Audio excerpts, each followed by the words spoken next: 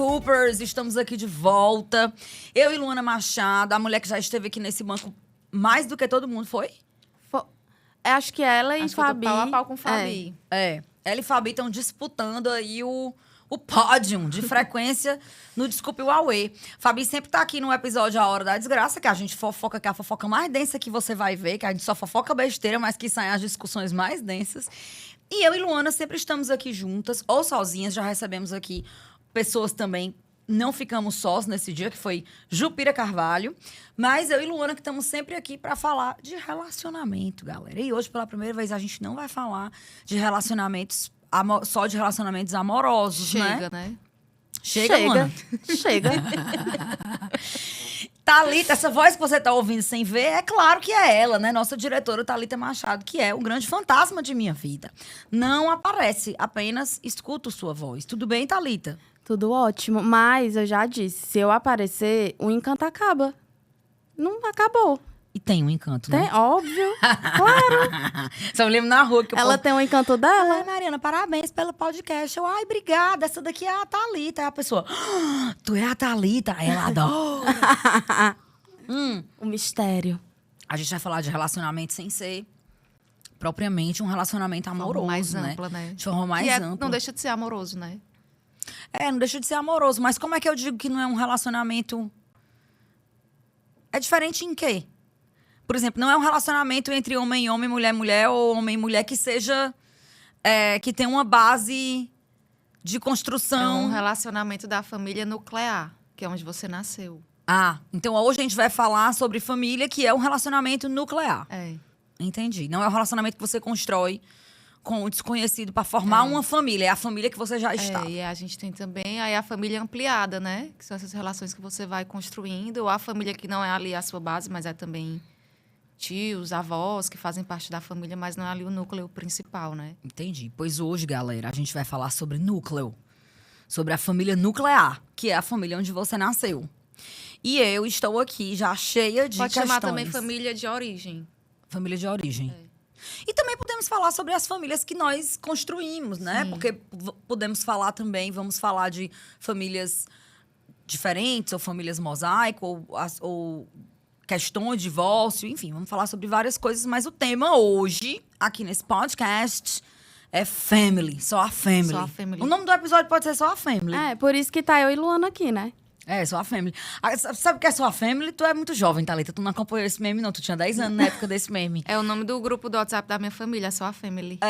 Gente, esse meme é muito bom. Que era um meme quando o Cid era governador.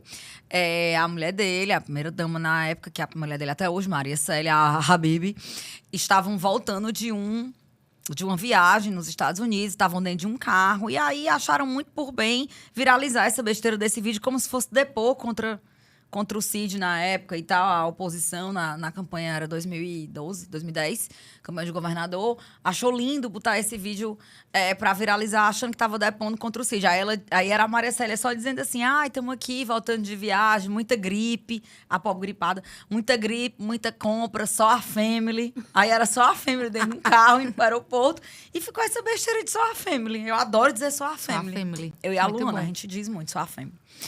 E Thalita e Luana são family, né? Somos E family. escaparam, né? Porque são familiares de sangue e se E gostam, escolhidas, né? Deu foi certo. Porque a gente se escolheu. Foi, mas eu lutei pra conquistar o amor dela. Eu também. Não, foi não. Foi, minha filha. Foi, não. A mulher, ela me batia quando era criança. Era, não. Tu não podia bater de volta porque ela é mais nova do que tu, né? 8 anos. Aí eu era abastada também por ela. Ela te batia e tu... Uma bichinha. Deixa a bichinha. Ela podia ter ficado péssima, né? E ela nem ficou, ela ficou só mais ou menos. certo. Só sem carisma. Foi. Galera, hoje, lavação de roupa da família Machado, direto de Quixaramubim, aqui no estúdio. Chega. Luana, me diga lá, pelo amor de Deus, por que é que... Eu ia fazer uma pergunta, mas aí eu fiquei pensando se essa afirmação se eu quero afirmar isso, porque eu ia perguntar por que é que o sangue, o DNA, os laços sanguíneos, ou os laços que às vezes nem são sanguíneos, mas que são dentro de casa, construídos desde a infância, eles são tão fortes. E muitas vezes, mesmo laços que são difíceis, tóxicos, com pessoas que não têm nada a ver com você, que foram criadas na mesma casa que você e que você não sente, né, muita empatia, ou às vezes nem amor, são uma coisa tão enorme, tão determinante na vida, assim. E as pessoas dão tanto valor a isso, me diga. Eu acho que não, como tu falou, né? Não é só questão de sangue, mas são as nossas primeiras relações, né? Primeiras que nós construímos no início da nossa vida, né? Na nossa infância. E tudo que acontece na nossa infância fica aí. Com Marcando sua a gente complexidade, com suas marcas. E acho que não é só questão de dar valor, isso é muito importante para a nossa constituição, né? De quem a gente é. Mas, assim, quem é a pessoa que dá valor, né? Porque nem todo mundo, eu acho que tá mudando isso. De, tipo, vou ficar aqui porque é sangue. Eu acho que isso tá mudando. Por isso que eu não acho que é sobre dar valor, mas é entender que são coisas marcantes e constituintes da gente. E que nem por isso é uma coisa que precisa ser perpetuada. Sim, e mesmo não sendo perpetuada, isso tem suas marcas, né? Eu lembro, gente, que eu cresci numa casa que quando minha mãe tinha alguma discussão ou algum perrengue com alguém com quem ela tinha parentesco, né, sanguíneo, ela dizia assim, ó, é por isso que eu digo que sangue não vale de nada. Eu me lembro muito dessa afirmação, né?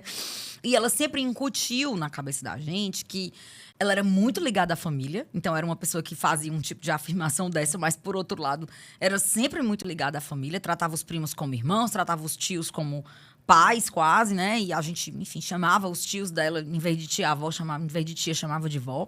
Então ela era muito ligada à família, consanguínea, mas ela também ensinava pra gente, sempre ensinou o valor de ter amigo, né? E ela sempre dizia uma frase que é uma frase clichê, mas que foi um clichê que eu cresci ouvindo, que era que o amigo era a família do coração, o amigo era a família escolhida, né, e tal. E eu tenho a impressão, olhando para trás, que nós já fomos muito mais presos a esses laços consanguíneos do que somos hoje. Tô certa? Esses laços de base. Eu não sei se a gente foi... Tu diz a gente quem?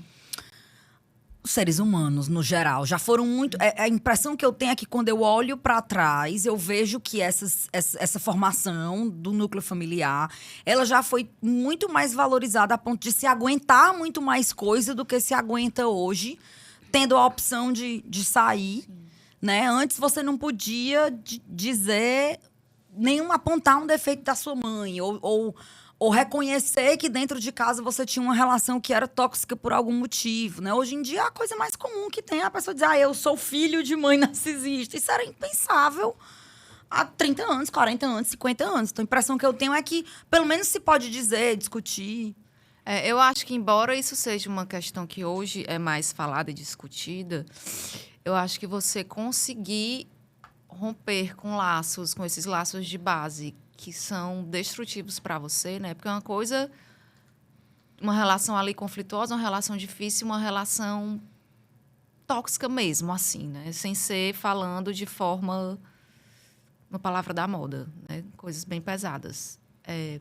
É muito difícil, assim, da experiência que eu já acompanhei, inclusive na clínica, né? De pessoas com relações dessa forma, com mães, é muito complicado. Romper? Sim.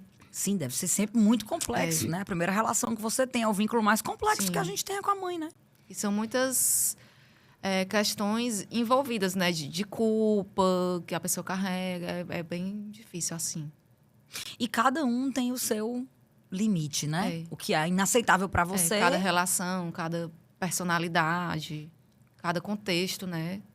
Às vezes a pessoa também não tem condição de fazer isso, não só a condição emocional. Às vezes a pessoa tem condição, mas não tem emocional. Às vezes sustentar, né? Tem condição emocional, mas não tem financeira. Sim. Né? Na constituição daquela família que muitas vezes mora todo mundo na mesma casa por uma questão de necessidade básica, né? É complicado, família. A gente sempre comenta isso, né, Lua? Por isso que a gente tá aqui discutindo sobre isso, né? E também para a gente sempre publica essas conversas que a gente acha importante ter para que isso possa também, de alguma forma, esclarecer ou ajudar a fomentar, né, conversas, questões na cabeça das pessoas que nos escutam, né? É muito doido, porque é exatamente... Eu tive a sorte, né, de ter uma família imediata ali de dentro de casa, muito unida, muito pau pra toda obra, muito lugar para onde todo mundo corria quando tava mal, né? Tive um pai, assim, incrível. Então, ainda tenho uma mãe incrível hoje, Ritinha. Então, eu tive, assim, aquela sorte. Mas também acompanhei vidas de pessoas com quem eu convivia e não era um lugar livre de problemas, tá? Sim. Era um lugar que existiam Cheio de conflitos. questões, cheio né? de Como questões. toda família. Onde amor há questões, né? E vínculo, já vínculo a questões.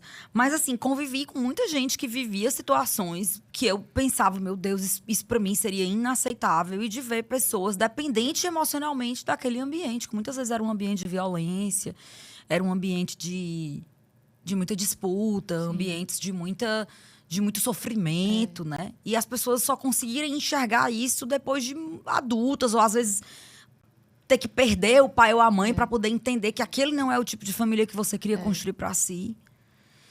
Por causa da complexidade do vínculo E às vezes essa mesmo. violência acarreta também na pessoa não ser vista, né? Enquanto ela é, enquanto indivíduo. Como? Tipo, você não se enxergar porque você... Não, você não ser enxergado, né? Por esses sim. pais. Enquanto pessoa como você é, né? Claro que quando você é pai e mãe, você é cheio de projeções, né? Do que você quer que seus filhos sejam e tudo, mas tem um limite ali, né? Tu acha também que a crescente, e aí não é uma impressão, já é um dado, né? Um dado real, que tem, enfim, conexão com o real, mas você entender que existir mais divórcios ou a possibilidade da mulher poder ter o direito de... Antes as mulheres não podiam sair não era de nem relações. permitido, né? E Legalmente. Exato. E quando foi permitido que elas pudessem pedir, né, sair das relações pelo direito, pela vontade delas, elas não tinham direito de se casar de novo, né? Que era a história do desquite. E hoje não, assim, tanto um homem quanto uma mulher têm o direito de não querer mais viver junto, um direito, enfim, constitucional de não viver mais com aquela pessoa. Garantido, direito né? garantido. E tu achas que isso melhorou a ideia da construção de ambientes mais saudáveis dentro das famílias? Que é diretamente proporcional, a conquista desse direito é diretamente proporcional à construção de ambientes mais saudáveis? Eu não sei se mais saudáveis, mas é aquela coisa que a gente fala, né? Hoje em dia, eu não gosto dessa palavra ninguém, mas as pessoas não costumam casar por opção, por desejo e por querer, né? Não porque precisa, embora a gente saiba que exista muita pressão social, principalmente na mulher, né? De ter que estar nesse lugar do casamento. Mas acho que saber que você tem o direito e a possibilidade, né, de não estar mais quando aquilo não está mais sendo saudável, acho que isso influencia, com certeza.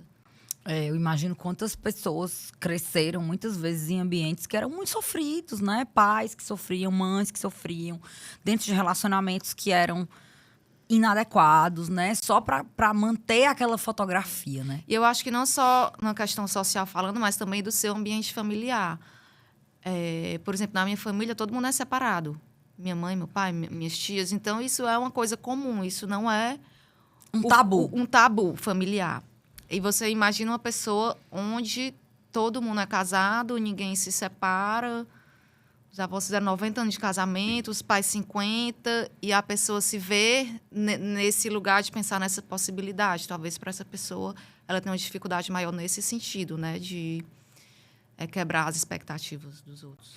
Ou de quebrar Ser a primeira pessoa, né? Sim. Eu ia falar isso, que é quebrar a ideia dessa transgeracionalidade de um costume que vem se perpetuando na sua... essa cultura familiar. Que vem atravessando os anos na cultura familiar e você é a primeira a romper com aquilo, Sim. né?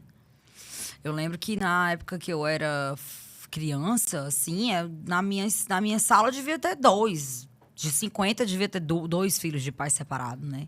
Hoje é a coisa mais comum do mundo, né? E as pessoas que são mais conservadoras acham que isso é desapego à família, ou que isso é uma desvalorização do que é Ou família. às vezes tem um discurso que hoje tudo é descartável, se não tá bom você troca, como se fosse muito simples, né, você se separar. Sim, e desfazer um vínculo que continua sendo um vínculo Sim. muito sério, né?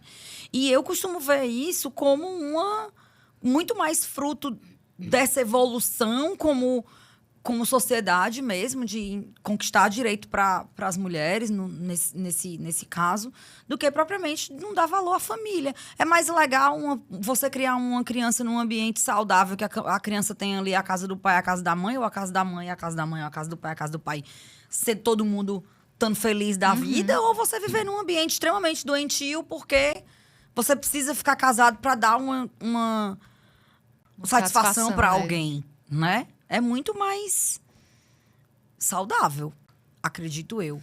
Eu concordo também com o exemplo, né? E você ensina também que para os seus filhos, né, para quem tem filhos, que modelo de relação, né, é aceitável, é saudável. Porque, como a gente disse no começo, como você disse no começo, são os primeiros exemplos que a criança tem, né? Existe uma idade mínima que tu acha que socialmente as pessoas adotam? Eu imagino que você não acha que tem uma idade certa, mas assim, tu acha que tem uma coisa meio... eu vou esperar aqui o meu filho fazer tantos anos pra poder eu me separar. Tu acha que ainda tem isso pra algumas pessoas? Dizer, não, fulaninho é muito pequeno, eu vou... acho que tem. Mas às vezes que eu já escutei isso foi de pessoas mais velhas, né? De outras gerações, né? Que esperaram os filhos sair de casa, né? Tinha muito isso, né? Esperar o filho ir pra faculdade fora, incentivar o filho a ir procurar outra coisa. Ou esperar o filho casar. Pessoas sabendo que quando aquilo acontecesse, ela ia se separar. É verdade, o povo esperava o filho casar, né? Que doideira, né? Hoje em dia, como não tem mais essa coisa não é mais tão incomum que fulano não se case ou não sei o quê, devem ter outros marcos, né? Mas sim, eu acho que cada um vai ter as suas fantasias sobre o que é melhor para os filhos nesse sentido, né? Ou a idade mínima, né? Vai ter gente que vai dizer, eu vou esperar o fulaninho fazer 2 anos, e vai ter gente que vai dizer, eu vou esperar o fulaninho fazer 35. Né? E tem gente que não se separar nunca. E não tem isso, né? Na minha opinião, não tem isso, não. Eu acho que cada idade, quando você se separa e tem filhos, tem desafios diferentes, né? Uma criança de 3 anos, você vai ter desafio diferente de uma criança de 10, que já entende as coisas de uma forma melhor, né? De como você vai comunicar aquilo, da adaptação dela, de ter a família dividida agora. Os desafios são diferentes, mas acho que uma idade boa, não sei. E não tem também uma idade ruim, né? Sim. Porque não é para depender da idade do filho, mas é para depender do vínculo que você tá construindo, se você acha que aquele vínculo vai para algum lugar, ou se ele tá lhe fazendo mal, ou se ele não faz mais sentido de existir. Sim. Né? Acho que não é pra... Claro que eu não tenho filho, então é muito fácil pra mim falar isso. Mas, mesmo não tendo filho, eu entendo que existir um filho é um motivo para que todas as decisões sejam pesadas e medidas, sabendo que vai ter Muito bem pensadas e elaboradas, né? sabendo que vai ter um impacto na vida daquela pessoa e que talvez seja a coisa mais importante a se pensar. Sim. Né? Tu tem visto mais a dissolução desses casamentos serem encaradas de uma maneira mais natural, mesmo pelas famílias que são mais conservadoras ou mais religiosas, ou as coisas serem menos dramáticas? Porque eu me lembro que também, em algum momento, já foi muito dramático, né? Era uma grande notícia, era um grande drama, era uma grande situação, né? Era uma grande pena, e normalmente pena da mulher, né? Sim. O divórcio tinha isso. Ai, coitada da fulana, coitado, né? E... Acho que às vezes as pessoas também veem muito homem nesse lugar. O bichinho vai pra onde? mulher, mas o homem nesse lugar de o bichinho... Sempre o bichinho, qualquer né? o bichinho, né? Se o homem tá vivo, se ele ri pra você, é o bichinho. Ou abuso. Aprende, Adriana. Eu acho que esse lugar do bichinho aí é que nem um povo que o pai vai um dia levar o filho pra tomar vacina e dizer é o melhor pai do mundo. O melhor pai do mundo. Eu tenho um primo que os pais dele são separados desde que eu me entendo por gente. Ele é pouco mais novo que eu, né? E quando os meus pais se separaram, eu já era pré-adolescente. Então, a gente viveu boa parte da infância, só esse primo que tinha os pais separados. E eu lembro muito que a minha avó dizia muito assim, a gente não podia fazer nada com ele era o mais novo, não podia, tudo se implicasse com ele, não faça isso não, porque o bichinho não tem pai. Só que ele tem pai, ele convive com o pai dele até hoje. Mas era a boca da vovó, faça isso não, porque o bichinho não tem pai, porque os pais eram separados. Ei, Lua, e tem isso, né? E tem também, eu me lembro que era uma geração de crianças que só fazia terapia se os pais fossem separados, né? Tipo assim, fulana faz terapia é porque os pais são divorciados, né? Eu não tenho essa memória, assim, na minha experiência, na minha infância com os meus amigos. Eu tenho muito que criança só tinha psicólogo. Aí fulano teve que... Os pais se separaram, fulano teve que fazer terapia. Como se a terapia fosse um grande castigo. E eu pensando, eu disse, gente, olha... Se toda criança, né, pudesse... Não é a vida inteira, passar a vida inteira no consultório de um terapeuta. Mas ter uma oportunidade de ali elaborar um sentimento com uma pessoa que foi preparada para aquilo. É uma tarefa e uma oportunidade muito, muito grande, né? Pois tu sabe que meu sonho era ter feito terapia desde novinha, né? Porque, tipo, não tinha essa informação de terapia, que era necessário. Enfim. E se eu já tô há 7 anos com a mesma terapeuta, meu sonho era estar desde novinha com a mesma, assim, construir por mim. Uma grande história, uma né? grande Como história eu tenho com o meu. Uma grande amor. história de amor. Desde 2009 eu tenho. Tem dias que eu acho que ele não me aguenta mais. Acho que ele vai me dar alta só pra... se livrar Viciada de em mim. terapia. Mulher, eu sou, ó. Eu sou também um pouco. Ei, Thalita, e tu começou com quantos anos? 17, Ah, mas 18. foi muito bom. Foi Começou, bem foi cedo. cedo, foi ótimo. Não, acho que foi depois um pouco, 20. Sei lá. Eu tentei com foi 17. uns 19 e 20. Eu tentei com 17. Eu lembro que, assim, eu cheguei pra mamãe e falei... a mamãe, ela era muito sensível de saber se tinha uma coisa errada, né? Então, isso era muito ruim por um tempo, porque eu pensava assim... Porra, cara, eu não consigo esconder absolutamente nada dessa pessoa. Não, é impossível, né? Ela é evidente. Ela sabia quando eu tava chorando. Ela sabia quando eu tava mentindo o motivo do choro, porque aquele não era um choro de tal coisa. Então, era Mãe, meio... né? Mãe, né? Só que é uma mãe extremamente inteligente e extremamente observadora, com a gente com um vínculo muito forte. Então, às vezes, era muito difícil, porque não tinha pressa de individualidade. Ela não precisava nem ler minhas coisas pra saber que eu tava mentindo. E aí, eu lembro que na época era o 3º ano, e questões muito complexas, né? Aquelas coisas, toda questão de adolescente é muito complexa, né? E ela, sem conseguir dar conta, e ela perguntou, você quer fazer terapia? Você quer ir pra psicóloga? Eu falei, eu quero. E aí eu mesma disse, não gostei não quero. Mas minha questão era aquela pessoa, aquele ser humano, né? Talvez se eu tivesse insistido, eu teria criado um vínculo com outra pessoa. E depois eu só voltei com 28, hoje eu tenho 42. É isso? 27. Voltei com 27. E nunca mais saí. Mas eu acho que a pessoa pudesse começar aí no primeiro conflito criança, seria muito bom. Nem que não fosse pra vida toda, né? Mas hoje ainda é um gatilho essa questão. Normalmente a questão, um gatilho de uma criança vem da questão familiar, né? Os psicólogos que atendem criança, muitas vezes veem que as questões que a criança traz são próprias dos adultos com quem ela convive, Não tem né? como não ser, né? Sim, não tem como não ser. Mas eu acho que eu tive uma conversa com uma pessoa mais velha, e aí essa pessoa tem 60 anos e me falou: eu agora com 60 anos estou sentindo traumas da minha infância. Ou seja, eles sempre vão estar ali. Você com 10, com 20, com 30, com 60.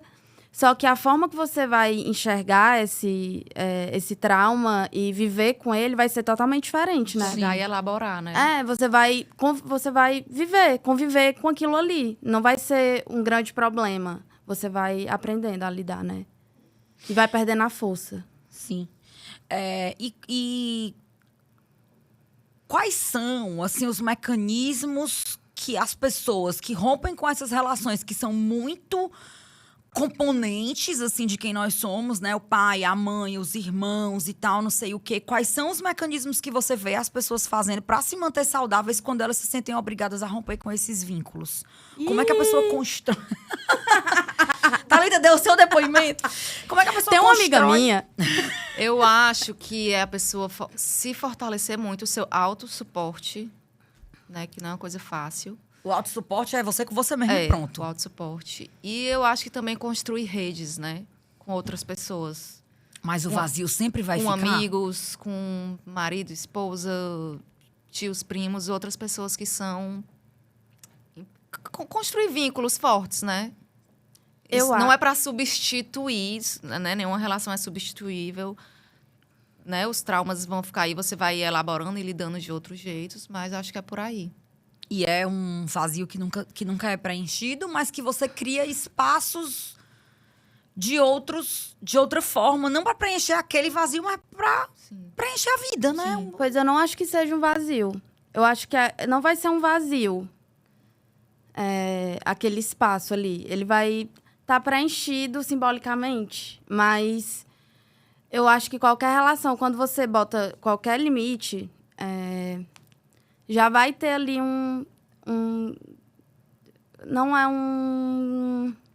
uma briga, mas eu acho que vai ter um conflito. Um prejuízo, um conflito. Porque a partir do momento que você bota limite em qualquer coisa, o outro já não pode gostar, né? Já vai ali, não vai fazer sentido para ele e tal. Então, eu acho que é o que a Lua disse, você se fortalecer, e é exatamente isso, você vai saber que se você escolher isso, vão ter consequências que nem sempre vão ser boas. Você vai ter que lidar com pessoas comentando, ou enfim. Ele fica ali, simbolicamente, mas não acho que fica tipo um buraco, uma falta, né? Eu acho que você completa de outras formas, com outras relações. Eu acho que nessa hora, assim, pelo menos quando a gente vai crescendo mais e a gente sai desse ambiente de casa e a gente passa a explorar o mundo e passa a entender que por mais que aquelas relações que você tem dentro de casa sejam as relações mais fortes ou mais complexas ou o que quer que seja, você vai também construindo memórias com outras pessoas, né? Sim. Por exemplo, hoje eu tenho amigas com quem eu desenvolvi um vínculo com 13 anos. Eu tenho 42. Eu sou de humanas. Quanto tempo faz? Tu tinha quanto? Tinha 13. E tu tem? 42. 29 quase anos. 30, né? Quase 30 anos. Faz 29 anos que eu sou amiga da Mariane, por exemplo. Tô com os olhos cheios d'água. Faz 33 anos que eu sou amiga da Cláudia. Então, tipo assim, é uma pessoa que lhe conhece há 33 anos e muitas vezes uma pessoa com quem você se abriu muito mais fortemente do que você se abriu com seu irmão, por exemplo. Sim. Né? Então, são relações que você vai construindo e que, conforme você vai ficando mais velha, você vai entendendo que são pessoas que ancoram a sua saúde mental ou que conhecem você a ponto de resgatar você de um lugar antes de você chegar no fundo de um poço. Né? Que mesmo distante, ali, cuidando das suas próprias famílias, é uma pessoa com quem você tem um vínculo que você sente que é um vínculo familiar. Né? Eu nunca gostei de gente que só tem amigo de infância, não. Mas eu tô quase virando essa pessoa. Minhas amizades mais novas têm 20 anos. Vocês acham mais difícil fazer amizades já adultas? Eu não acho difícil no sentido de se abrir, assim. Eu acho que eu sou muito aberta para construir vínculos com pessoas que eu acabei de conhecer, né? Tu me conhece. Eu acho que eu não tenho tempo. Entendeu? Porque, por exemplo, hoje eu tenho não um deixa grupo... de ser uma dificuldade, né? Eu acho que a dificuldade é mais... De manter, né? Ter uma manutenção. De ter uma manutenção, de ser uma coisa temporal. Mas eu não tenho preguiça de começar contando minha vida. Ou eu não tenho preguiça de demonstrar ali pela primeira vez uma fragilidade. Né? A Thalita, por exemplo, é uma amiga mais... É uma pessoa que eu conheci com 8 anos de idade, mas ela tendo 8, né? Quando eu tinha 8, ela não sabia nem o que era mundo.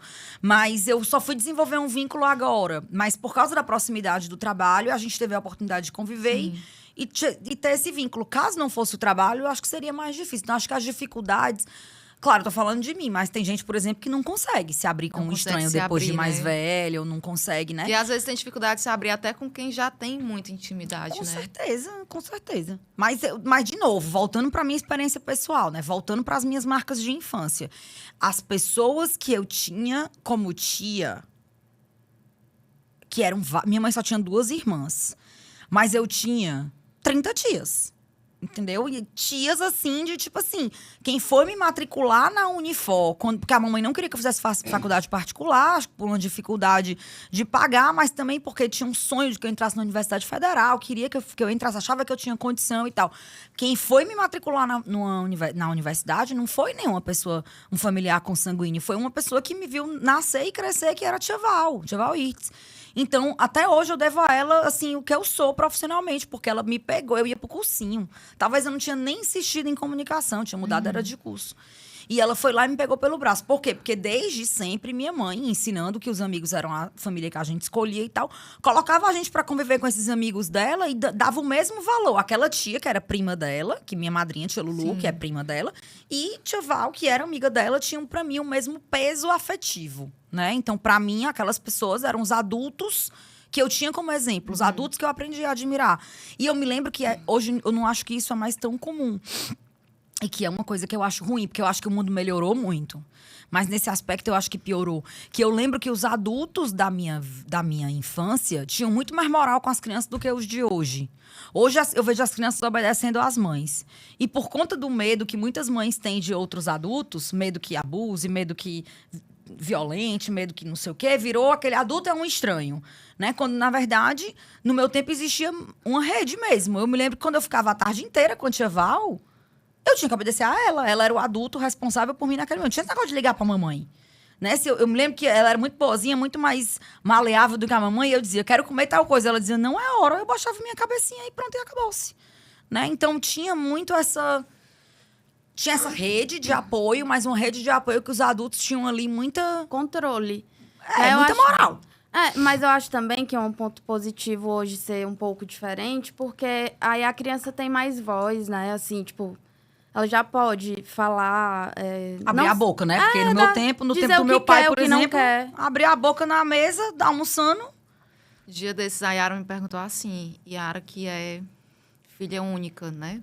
De pai e de mãe. Ela disse, mamãe, quando eu crescer e eu tiver filho, meus filhos não vão ter tios? Certo. Porque ela não tem Pois tá ótimo. Vai, minha filha, o tio do seu filho vai ser o Ian, que é um amiguinho, vai ser um jeito, igual a mamãe. Aí eu disse, filha, você vai construir as suas relações que você já está construindo e as suas amigas vão ser tias do seu filho ou da sua filha, assim como tia Mari é sua tia Elisa é sua tia. Você vai escolher os tios do seu filho. É isso. Lucas, meu sobrinho, também é filho único e eu sei que ele sente falta de um irmão e tal por conta dessa construção. E é isso que vai acontecer, né? A gente vai construindo ali os primos, as relações. Né? E ninguém sabe o que pode acontecer também, né? No futuro. Mas eu achei uma resposta bonita. Eu acho que gente, a amizade... Eu não sei nem o que dizer. Eu acho que uma pessoa que é estranha a você... que não cresceu na mesma casa que você, que não tem a mesma idade que você. Não tem a né? mesma A gente tem um educação. gap de idade, nós duas, por exemplo, a gente tem uma intimidade De 5 anos. fortíssima e um gap de idade de 5 anos. Quando eu fazia o Jardim 2, tu nasceu. Né? Então, tipo assim, o Jardim 2 é o novo, né? O Infantil 5. Então, a gente tem um gap de idade, a gente não nasceu, a gente não estudou na mesma escola, a gente se conheceu quando tu era adolescente e eu já adulta. Então, né, uma transição para você numa transição para a vida adulta, eu já adulta, e você conseguir construir um vínculo com aquela pessoa, daquela pessoa pertencer à sua vida, mais do que uma pessoa que tem um vínculo sanguíneo, isso é muito potente. E isso a construção do vínculo vem dos desafios que você passa junto, né, das partilhas que você faz. Muito difícil você ter intimidade ou vínculo com alguém com quem você não se abre, né? Mas eu tô pensando muito sobre o que tu falou, que a gente não vai desvendar isso agora, claro, mas eu acho que vai ficar aí na minha mente, porque eu sempre acho que quem rompe com vínculos muito significativos, e talvez eu diga isso porque eu nunca rompi, o vínculo mais significativo com quem eu rompi, tenho muito orgulho disso, desse aqui, foi um familiar muito próximo, né? Que é sei lá, uma tia, uma irmã da minha mãe e tal, mas assim, o resto... Eu nunca rompi com uma pessoa tão próxima, né? Ou, sei lá, algum primo, ou alguém com quem... Você talvez tenha rompido com gente mais próxima, mas dizer que esse vazio não fica é uma surpresa pra mim. Porque eu sempre acho que esse tipo de coisa você não preenche.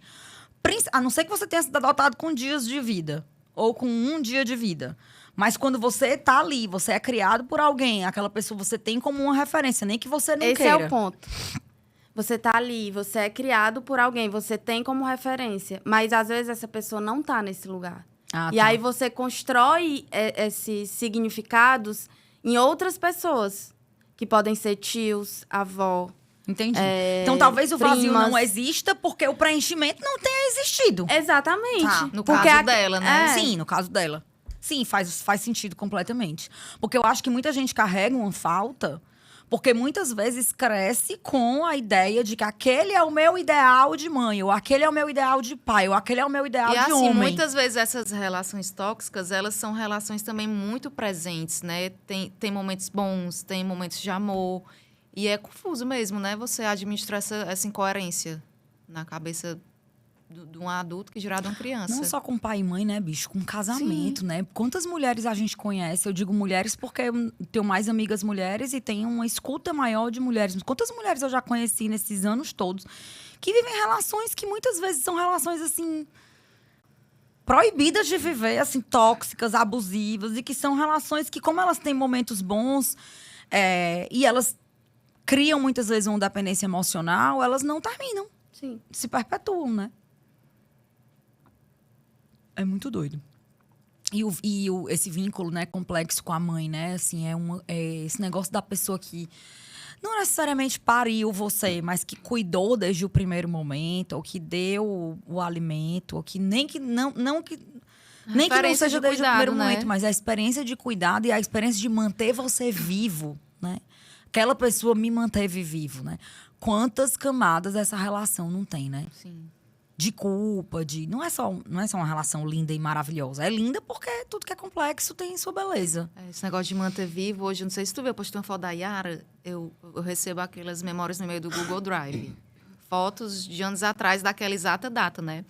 E hoje de manhã, quando ela estava dormindo, eu bati uma foto dela dormindo. Aí recebi na memória uma foto dela dormindo há 7 anos atrás, quando ela tinha 2 semanas de vida. 2 semanas. Aí fiz uma montagem, tem uma embaixo, outra em cima, e fiquei olhando. Eu disse, quando essa menina cresceu e tá desse tamanho por minha causa.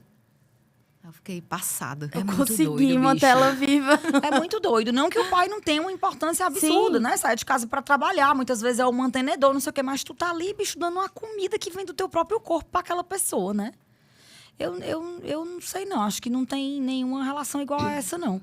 E eu tenho, mesmo que eu tenha certeza hoje de que eu não tenho condição mental, física, emocional, ou não queira, não é nem, não tenho condição de ser mãe. Condição até poderia criar condição, mas não queira ser mãe, às vezes me dá uma leve pena de mim mesma, de eu não sentir.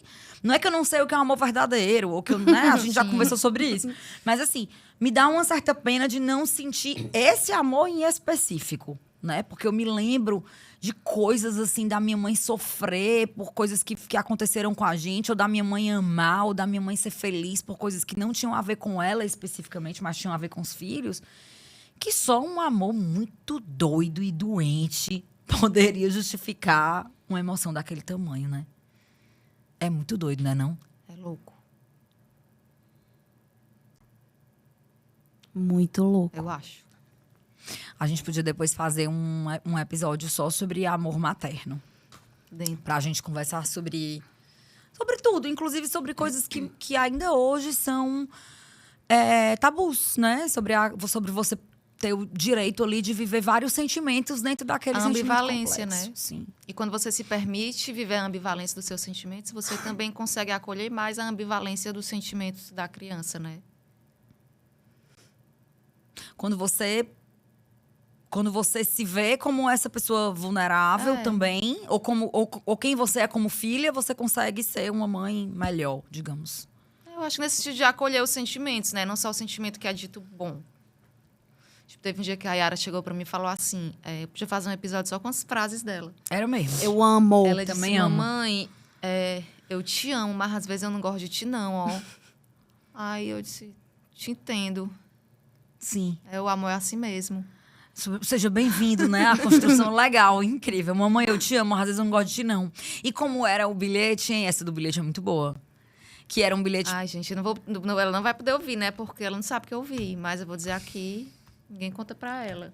Ela não escuta, ela pede pra ouvir o podcast, mas eu digo que não é pra criança, não. Aí, eu abri tava arrumando a mochila dela e vi um papel na pasta. Aí tinha escrito assim, não ver, bem grande. Eu fiquei ouvindo, né? A primeira coisa que pra pessoa olhar é escrito, não pode olhar. Tem que olhar. Não ver. Aí quando eu abri tinha escrito, a minha vida é muito difícil. Minha mãe me dá um carão às vezes. É muito bom. Alô, Dênia! Ai, como eu queria ter levado só um carãozinho. Eu pensei, tá boa demais essa vida. É só um carão e é às vezes. A bichinha, até o jeito, ela falando pra ela mesma, num bilhete que ela achava que ninguém ia ler, ela ainda defende a mãe, né? Sim. Ai, gente, eu me lembro muito que a mamãe, ela tinha... A Yandra veio aqui, né, gravar um episódio, ela falando sobre coisas que eram aceitas e tal, e falando que um dia o tapa, a surra e tal, a gente apanhar do pai já foi aceito. Que hoje não é mais e tal. E aí eu me lembrei, gente, que meu pai nem pensar, coitado. Brigar, ele tinha dificuldade. Ele brigava com a gente e ele mesmo adoecia. Mas a mamãe não, ela era mais disciplinada, ela era a pessoa que era mais disciplinadora.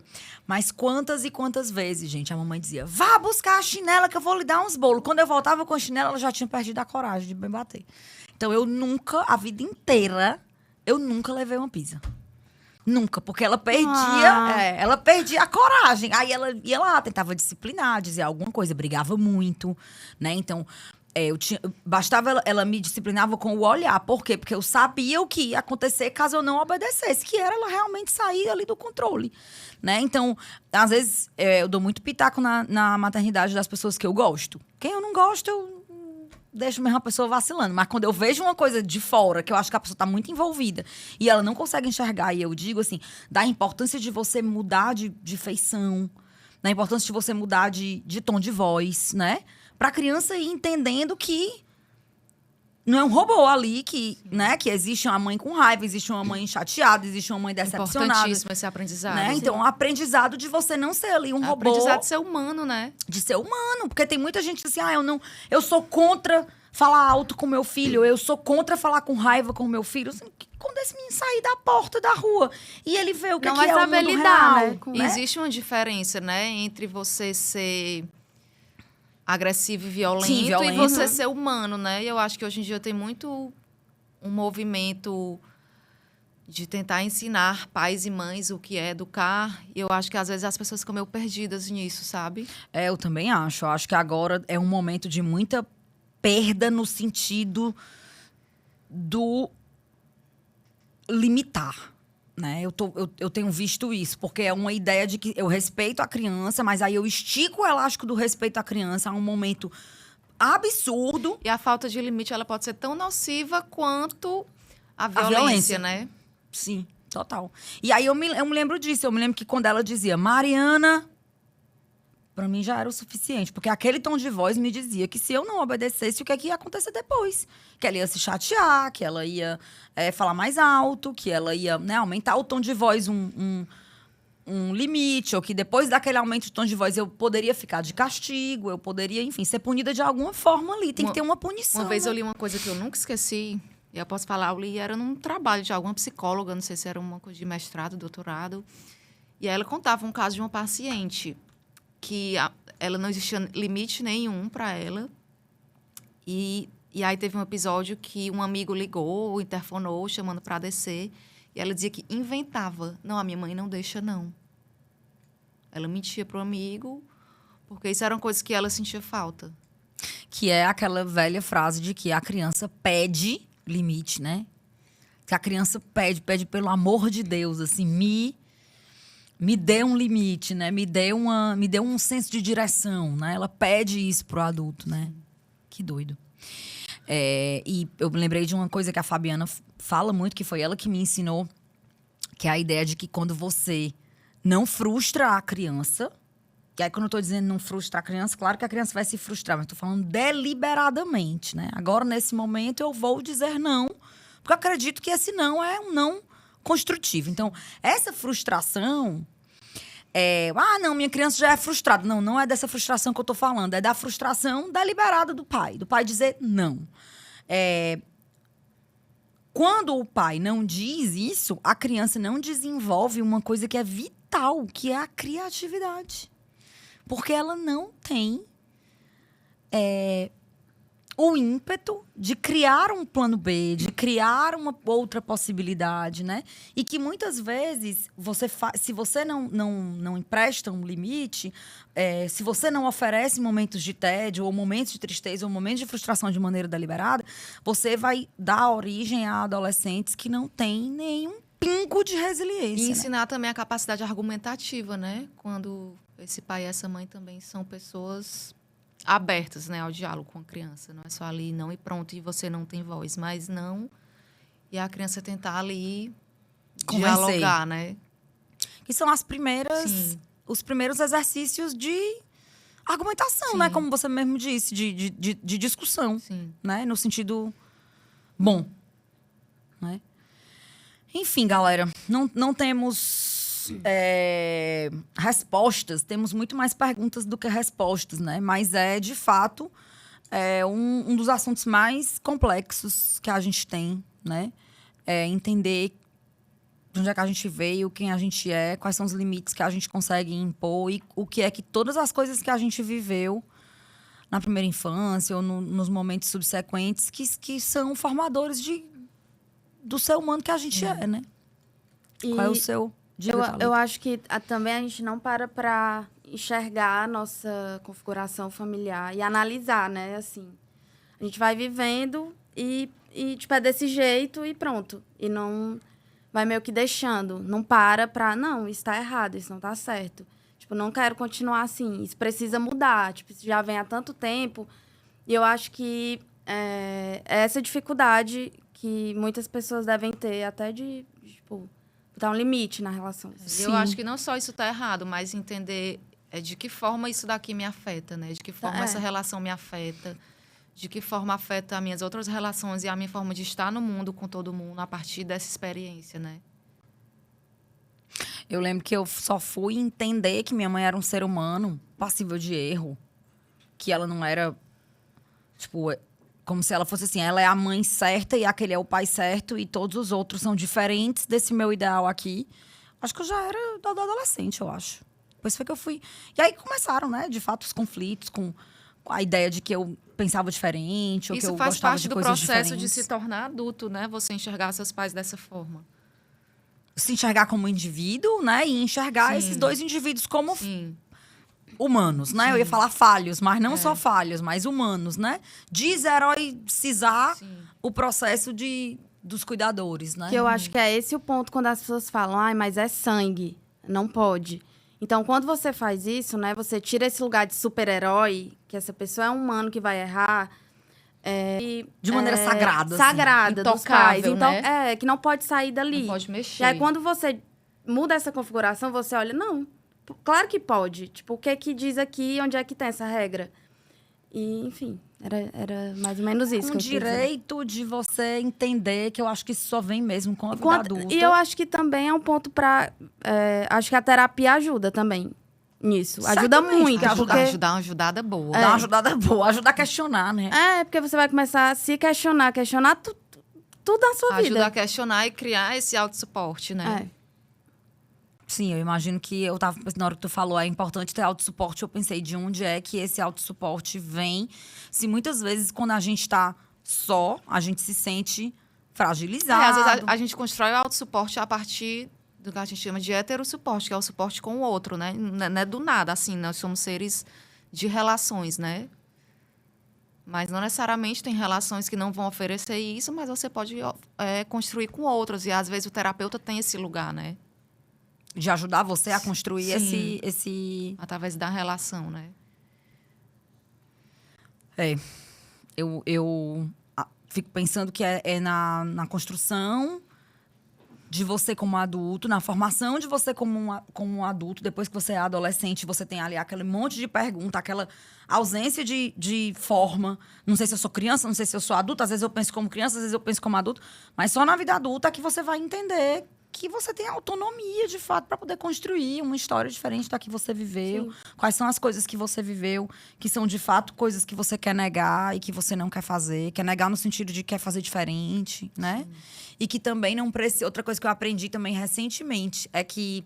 Estava escutando uma amiga muito amada, que também é psicóloga e que é muito, muito, muito inteligente, tem muita vivência de consultório, inclusive com criança. E ela dizendo que ela tinha um certo comportamento com o filho que era o contrário do que ela viveu em casa. Porque ela achava o que ela viveu em casa errado. Então, o que é que ela fazia? Bom, se o que minha mãe fazia aqui tá erradíssimo, eu vou fazer o contrário. Porque o contrário do errado é o certo. Até que um dia o marido, que não é pai da criança, mas que é o marido dela, e que obviamente tá ali, né? O companheiro de vida dela percebe as coisas, ajuda, chamou ela no cantinho e disse: olha, eu acho que esse comportamento poderia ser repensado, acho que isso não tá sendo legal pro fulaninho e tal. E ela disse: mas isso é o contrário do que meus pais faziam comigo. Ele disse: pois tá errado do mesmo jeito. Os extremos, né? Tá tudo errado. O que seu pai fazia, isso daí não foi bom pra você. O que você tá fazendo não tá sendo bom pra ele. Então, por isso que ele tava dizendo que era errado. Então, vamos repensar isso. Então, até a ideia de você pensar, não só negar o que você passou, por negar, mas de pensar em construir, né, racionalmente, qual é o ideal de família que você... Não é nem que você quer, mas que você consegue querer, né? Que você vai conseguir realizar. Vamos pra frente. Eu acho que a gente podia fazer o episódio 2 de um negócio desse aqui e chamar alguém pra conversar com a gente que pudesse trazer experiências de um outro lugar. Até de um lugar, porque não tô dizendo que nós duas estamos no mesmo lugar, ou a Thalita e tal, mas estamos aqui todos num lugar muito, muito confortável pra nós, porque é um lugar conhecido, né? A gente se conhece e tal. Então, trazer alguém cujo background a gente não conhece pra poder conversar sobre isso, né? Eu acho que temos muito que aprender. Sobre essa ideia do que é família, como é que a gente vai viver nessa configuração, o que é que a gente pode fazer para melhorar, porque aí é que eu acho que a gente começa a melhorar o mundo também, né? De alguma forma. Melhorando os seres humanos que a gente bota para crescer, né? Aí Andra falando... Espacinhos de formiga. Espacinhos de formiga. Aí Andra falando, né, que as mães... A esperança dela, política, da mudança política, estava sempre nas mães, né? Que as mães eram capazes de tudo, que a mãe é capaz de passar... O amor é transformador no sentido de que você passa por cima de todas as coisas que você acredita que é verdade, por conta de um amor a um filho e tal. E aí, isso sempre me faz pensar sobre as mães da ditadura, sobre as mães argentinas lá da Praça de Maio, sobre as mães da resistência, sobre todas as mães. E entender que são vocês que criam o mundo de dentro de casa, né? Sim. Estão dentro de casa criando o mundo, as mãezinhas. Mãezinha é... a cabeça de quem inventou esse termo. Galera, a gente vai chegando no final.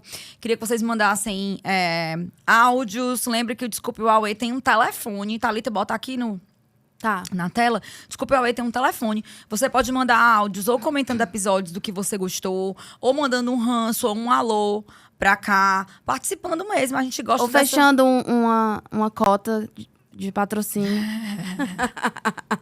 Ou ajudando a gente no www.apoia.se/Desculpe o Auê Podcast, também é importante. Então vai lá, faz essa fezinha nessa aposta no nosso trabalho. A gente quer muito fazer uma temporada linda em 2025 e a gente precisa de você, precisa que você esteja aqui junto com a gente. Lembrando que essa equipe é uma equipe linda, maravilhosa, numerosa, um monte de gente incrível, diferente, que fez esse encontro acontecer. Antes de dar os tchauz, queria agradecer a Pro Produções, essa produtora maravilhosa que eu tô jogando, ganhar até bolo, galera, aqui de Dani. Dani me deu um bolo aqui pra mim e pra Luana. Me deu um bolo, viu? Não é... Sumiu, não, né? Que dá o bolo quando a pessoa some. Não, aqui sempre tem surpresas, né? Sempre tem surpresas. Boas. E deu um bolo aqui da Letícia Picanço, que diz que é o melhor bolo de banana de Fortaleza. Realmente, a gente já comeu aqui, antes do episódio começar. Realmente, eu nunca tinha comido um bolo de banana bom desse. E você, Luana? Não, já comi vários, mas... Você tá de parabéns, viu? Eu tive até que me controlar pra não comer todos esses aqui. Mas tu não comeu ainda não, tu tem que comer. Vou comer. Delicioso. Então, hoje teve bolo de banana de Letícia Picanço. Lembrando que estamos aqui com a parte visual de Marcela Simão, Alan França, Ari na trilha sonora, Gil no cenário, maravilhoso. @EitaGil, pra você que não segue Gil aí. Gil faz o cenário de várias coisas legais e importantes que estão acontecendo aí na cidade. É um cara...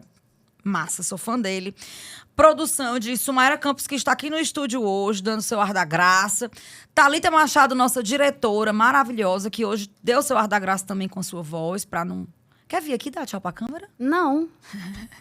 Nunca. É o jeitinho dela. Chega. E a Adriano e Edson, que estão aqui na técnica, um no vídeo, outro no áudio, maravilhosos. Então, um beijo pra todo mundo aqui da Pro, que faz com que você entre com a ideia e saia com o podcast. Meu bebê, agora você vai dizer aí qual é o seu ranço. Mulher, eu sou uma pessoa de tantos ranços. Não, pois vai, não, diz dois, porque no episódio da semana passada não teve ranço. Que não parece, mas eu sou cheia de ranço. Mas quando eu venho aqui, meus ranços somem. Vai, Thalita, diz aí teu ranço. Vão falando aí que pode ser que eu me lembre de algum. Toda vida que alguém fala primeiro, a gente lembra. Eu também não pensei em um ranço. Eu tava desde ontem com uma noia. Fala um ranço Pode ser? de alguém da tua família. Um ranço? É. Um ranço que eu tenho de alguém da pessoa, minha... Ainda tem 1 hora de episódio. Chuta aí quem é que eu digo. Não, mulher, pela hóstia consagrada. Não vá arrumar briga aqui, não. Eu já tô querendo fazer as pazes do povo. Vou logo dizer, galera. E tem uma diferença. Família não é parente, viu? Então, por favor, tem uma Como diferença. É, menina? Família não é parente. O que é que isso quer O dizer? que é que isso quer dizer? Que, tipo, família é aquele núcleozinho pequenininho que você escolhe. Os outros não são, é parente, é, tipo, de fora. Ah, Tipo, a família é o tia- povo de casa. É. Mas Quem um você primo quer. segundo não é família, não, Se é? você não quiser, não, é só parente. Lá na família da mamãe, os parentes é família. Mas porque é mesmo. Ma- Porque todo mas mundo é a- de dentro de casa. Na família da mamãe Mas a também. nossa família de pai parente não família. é, assim, por exemplo. Só o nosso núcleo fechado, né? Que é bem Mas esse pequenininho. mesmo núcleo aí, os tios primos. É. Mas eu tô falando o resto, tipo, as irmãs da Primo avó, segundo, os primo irmãos, segundo. É. Gente, eu... Sumário não tá entendendo nada. Tá entendendo nada. Coitado. Eu cresci chamando os primos segundos de primo. E eles tinham a mesma hierarquia dos primos legítimos. Mas, claro, escolhidos. Porque tinham primos segundos que eram como estranhos, né? Então, eu entendi aí. Tudo depende da escolha, É. né? Mas não vá ficar morrendo por causa do que o parente disse. É mais ou menos isso? Exatamente. Ele é Bote apenas ele parente. no cantinho dele. Deixa ele no cantinho que ele merece, de parente, bem longe. A Thalita tem ranço de parente que quer ser família. Pronto, Ah, é, tá aí o é. ranço dela. Não, nem venha. Ai, gente, eu de novo com um ranço da internet. Todos os meus ranços são sobre a etiqueta virtual. E eu tô com ranço agora que não passa pra mim. Eu já tive aquele ranço do dar bom dia, né? Eu continuo com aquele ranço. Eu não dou mais bom dia pra Mariana, galera. É, não me dê Eu bom só- dia, eu eu só passo o chego- dia online. Não, mas é porque normalmente eu falo, oi, bom dia, tal. Aí falo outra coisa, né? Aí agora eu só chego assim, ei, não sei o que, Mari, Cortou não sei o bom que, não sei o dia. que. Prefiro. Eu não acho ruim bom dia. Eu só acho ruim bom dia que não diz a que veio. Então, o que é que eu agora eu tô fazendo? Eu não respondo. A pessoa diz, oi, Mariana, bom dia, trocar uma ideia aqui contigo. Eu fico ali. Esperando a ideia. É, e eu sempre deixo azul o bichinho de visualização pra pessoa saber que eu li. E pode ser que ela pense, bom, ela tá esperando que eu diga o resto. Aí ela vai lá e diz o resto. E aí isso tem funcionado, esse tratamento tem funcionado. Mas o meu ranço é de gente que tem que falar com você urgente. O senso de urgência depende de quem tá precisando de você. Certo? Então, se eu julgo que eu tenho que falar com você urgente, mesmo sem eu ter intimidade nenhuma com você, e eu digo, eu preciso falar com você urgente, antes eu caía muito nessa. Caía demais. Se a Urgente pessoa- pra mim é alguém morrendo. Pra mim também. Um Então, acidente. quando um desconhecido, uma pessoa com quem eu não tenho nenhuma relação, vem falar comigo urgente, eu vejo logo do que é que se trata. Quando eu vejo que é urgente só pra pessoa e que ela teria 1 milhão de pessoas pra pedir aquela ajuda, ou que aquilo não é tão urgente assim, eu também vou ali no meu tempinho. Então, eu acho que tem que ter... As pessoas, elas pegam ali a rede social pra usar aquilo de uma forma que aquilo é conveniente pra elas. É igual eu vou gravar um áudio pra ficar mais fácil pra você, né? Sim. Eu não, eu adoro áudio. Então, a pessoa diz, ó, Mariana, posso gravar um áudio? Pode, eu adoro áudio de todo tempo possível. Se mandar um áudio de 10 minutos pra mim, é melhor do que você me ligar. Então, tudo bem. Mas isso é uma questão que é minha. Então, acho importante que você discuta esses códigos antes de simplesmente você fazer, né? Mas eu tô um pouco chateada com isso. E, É de assim, bom tom perguntar antes. Tipo, posso te mandar um áudio? É. Aí eu sempre respondo, pode, tamanho que você quiser, eu sempre respondo, né? Posso te mandar um áudio, eu sempre respondo dessa forma. Mas tem gente que não, eu disse, não, eu prefiro texto, né? E aí é importante você falar a verdade. Se você prefere texto, você dizer que mande texto. Mas, enfim, tô com esses ranços. O ranço do senso de urgência, de quem não tem intimidade com você, que na verdade não é urgente. O povo querendo que você responda as coisas o mais rápido possível. É o povo querendo que você responda tudo. Que você não deu o telefone para aquela pessoa, que foi uma outra pessoa que deu. Porque só o que tem... Oi, Mariana, me passaram o seu telefone. Me passaram o seu telefone. Aí manda, às vezes, né, uma demanda gigantesca que você tem ali que parar para responder e que eu não tô mais fazendo isso. Tô escolhendo ali as minhas batalhas diariamente. Não tenho conseguido, admito. Esse já é aqui um pedido de desculpa geral. Não tenho conseguido dar conta da quantidade de gente precisando de alguma resposta que, às vezes, eu até me sinto lisonjeada de achar que eu tenho uma resposta, né, para as angústias daquela pessoa. Mas eu não consigo dar conta. É humanamente impossível para mim. Então, eu já tô aqui pedindo perdão se eu não respondi sua mensagem. É porque eu não soube o que dizer. Certo? E meu alô. vai pra quem, meu alô? Meu alô vai para Quixadá, onde eu estive esse final de tava semana. lá, né? Quixadá, Quixarumbim tem uma rixa igual o Crato Juazeiro? Tinha antes, mas acho que hoje passou. Fui pra Quixadá, pro distrito de Dom Maurício, na Serra do Estevão, onde meu marido foi correr 21 quilômetros. Foi ótimo, maravilhoso, fui super bem recebida. Ele demorou 2h30 pra correr esses quilômetros e eu fiquei 2h30 sozinha na praça. Tomei café, comi pão com ovo, queijo, um queijo delicioso, maravilhoso. Fui super bem tratada. Ele povo, gente correndo e tu boa. comendo. Ele correndo e eu comendo na praça. E bem frio, Amo. mulher. O de casaco e tudo. Foi 6h30 da manhã, de 6h30 até umas 8h30, o de casaquinho. Climazinho sol, filé. Então, a segunda vez que eu fui na Serra do Estevão, eu adorei. Achei maravilhoso. Então, um beijo. Ai, primeira, fomos juntas. Foi. Nós Foi a três. segunda vez que eu fui. E a Aline. Para o distrito de Dom Maurício. Eu lembrei de um ranço agora. Vai. Ele é um ranço parecido com o ranço do Bom Dia. Qual é? Tem a ver com o WhatsApp também. A pessoa que pergunta assim, tá aí? Puta que pariu. Ou eu faço isso às vezes. Não, quando bora tem muita parar. intimidade. Quando tem muita intimidade. Foi bora dar uma parada aí. Quando tem muita intimidade, eu perdoo. Sabe quem faz isso? Dipas. Faz isso. Boss, tá aí. Aí eu já sei que é porque ele quer sincronicidade. Então, é o jeito dele de dizer Mas assim, você é olha... uma pessoa que você não fala tem não, um mês. Aí eu não perdoo, não. Só perdoo o Dipas mesmo, ultimamente. Dá Boss, logo tá aí. nervoso com Aí eu tá digo aí. logo, bom, essa pessoa quer falar comigo alguma coisa que precisa da minha presença pra resolver uma coisa rápido. Aí eu respondo logo assim... Porque com uma pessoa desconhecida, eu digo, eu não saio daqui, estou sempre aqui. Pode falar que quando eu pegar o celular, eu respondo. Mas eu não saio daqui, o celular tá na minha mão o tempo inteiro. Mas pra ele, eu digo logo, não, tu quer me ligar? Quero ligar, resolve e tal, beleza. Mas só respeito isso mesmo. O resto, negócio de tá aí. Tô viva, tô com um caralho desse celular na mão. Quem é que não passa o dia com o celular na mão? Ah, outra coisa que eu pensei, galera, será que é falta de educação botar no status do WhatsApp? Só vejo o WhatsApp uma vez por dia. Tenha paciência e espere, tem? Não, achei bem educada essa Também mensagem. Porque, achei. galera, eu vou dizer uma coisa pra vocês. O povo fala comigo depois de 2 horas, o povo manda uma interrogação. Bota assim, respondo quando puder.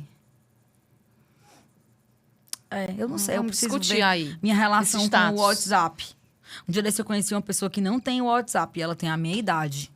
E eu fiquei no Ei, que misto sonho. de encantamento. Mas eu fiquei com medo de não ter dinheiro pra pagar as contas. Se eu pagar o WhatsApp hoje, eu não tenho dinheiro pra pagar ainda. Eu quando vencer no final do mês. Chega. Ah, meu Deus, fiquei nervosa. Mas seria Nervosa. legal não ter o WhatsApp. Nervosa. Seria legal não ter o WhatsApp. Vai mandar um beijo pra quem? Hoje eu vou mandar um alô para Yara, minha filha. Mas ela não vai poder meu ouvir. amor. Mas ela vai ouvir essa parte, eu vou mostrar pra ela, porque tá no tempinho. Yara, te Yara, amo, que é o meu amor, linda. é uma das relações mais legais que eu tenho na vida. Muito particular, não tem nenhuma outra parecida como essa, né? E é isso, é a perfeita de mamãe. E da titia, maravilhosa. E da Yara é tudo. Yara é tudo, Yara é tudo. É um ser humano muito diferente, Yara. E eu Deve ser sempre muito falo massa pra ser mãe Lua dela. que... Pois é, eu sempre falo pra Lua que minha fé nessa nova geração e nessas mães como ela, como Olha essas mães olha mais a novas, viu? expectativa. Não, Não, mas mas tipo, mínima mudou muita Sim. coisa, né? Luana, você é uma mãe maravilhosa mesmo, viu? Obrigada, amiga. E quando eu digo uma mãe maravilhosa, não tô falando de permissão, de excesso de amor, de excesso de voz, não. Tô falando de equilíbrio ali. Acho que você achou um equilíbrio muito legal e tá construindo um vínculo muito lindo com sua filha. Sim. Equilibrado. Mulher equilibrada. Te amo, neném. Beijo, Yara! Arrasa! E um beijo também pro pai da Yara, rapaz, que foi reeleito no sufoco, mas foi reeleito. Deu, foi certo. Não é não, JB? JB. Júlio Brise, reeleito total. Vai passar mais 4 anos apanhando na Câmara Municipal e trabalhando bem muito. Rapaz, eu admiro muito um vereador. Assim, né? Um vereador desse. Que faz, né? Se for um vereador pra ficar com um negócio de curral eleitoral de bairro recebendo dinheiro, eu não gosto, não. Mas um vereador desse que quer trabalhar, mulher. 8 horas da manhã a pessoa tá de paletó num calor desse, brigando com o povo.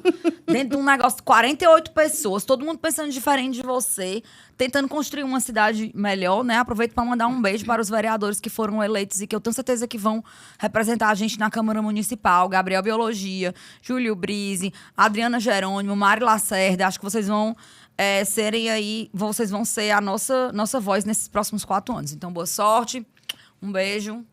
A gente se encontra da próxima vez para fazer o capítulo 2, Complicações Familiares. Ih. Cadê o alô da Thalita? Manda aí. Eu vou mandar meu alô pra Ana, que ela fica aqui na recepção. A Ana é aqui da produtora. Aí toda vida que eu passo pra fumar um cigarro lá fora, aí ela diz... já vai se envenenar, né? Ai, muito linda! Eu gosto de quem diz assim, vai bater um prego branco no caixão. Aí hoje eu cheguei e não via ela. Eu, cadê a Ana? Estou sentindo falta de passar e ela falar. Já vai se envenenar. Gente, todo mundo nessa produtora é muito querido. É sério, vou terminar o episódio dizendo que se você tem uma ideia e você não precisa ter muita coisa... esse cenário aqui tá todo lindo desse jeito, mas a gente começou a gravar o podcast aqui sem cenário, não foi? Com um cenário que já existia. Então, aqui é tudo muito adaptável. Você consegue vir pra cá e do jeito que o estúdio já está, você já consegue ter um cenário pro seu podcast. Então, chegue aqui com uma ideia que você vai sair com um podcast. Uma equipe super competente. Eu tenho certeza que não tem nenhum negócio nessa cidade voltado pra podcast que seja... tão organizado, tão maravilhoso, que você seja tão bem tratado quanto esse. Tem não, viu? Tem não. Rapaz, meu celular tocando e é Bruno Valente. Dinheiro não é, né não? Beijo, Bruno Valente também, rapaz. Meu sócio na Away na Pana. Alô, Bruno. Alô, Bruno. Você que não segue. Bruno nunca vai ouvir, que ele não escuta o podcast. É outro. Péssimo. Bruno é que nem o Assis. É, que nem meu próprio marido, não ouve podcast. Mas pra você que não segue, @Awayfeira, @Panateixo. Vou fazer aqui meu merchan. Beijo. Até a próxima. Desculpe o Away.